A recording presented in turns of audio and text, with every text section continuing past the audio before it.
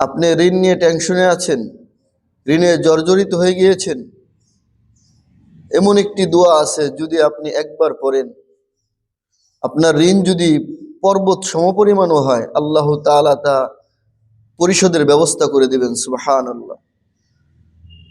এ মর্মে তিরমিজি শরীফে 3563 নম্বর হাদিস, হযরত আলী রাদিয়াল্লাহু তাআলা আনহু থেকে বর্ণিত।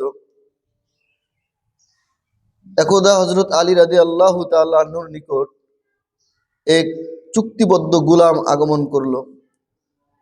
সে বলল, আমি আমার চুক্তির অর্থ পরিশোধ করতে অক্ষম হয়ে গিয়েছি, আপনি আমাকে সাহায্য করেন। হযরত আলী রাদিয়াল্লাহু তাআলা আনহু বললেন, আমি কি তোমাকে এমন একটি দোয়া শিখিয়ে দিব যা রাসূল সাল্লাল্লাহু আলাইহি ওয়াসাল্লাম আমাকে শিখিয়েছিলেন?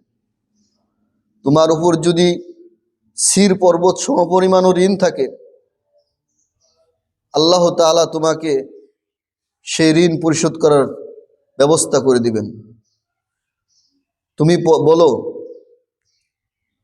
আল্লাহুম্মা কফিনি বিহালালিকা আন হারামিক ওয়া আগনিনি বিফাদলিকা আম্মান সিওয়াক।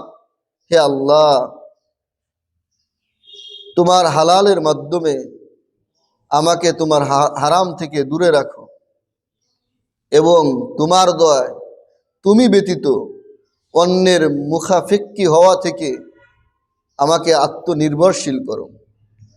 এজন্য আমরা বেশি বেশি এই দোয়াটা পড়ব, আল্লাহুম্মা কফিনি বিহালালিকা আন হারামিক ওয়া আগনিনি বিফাদলিকা আম্মান সিওয়াক।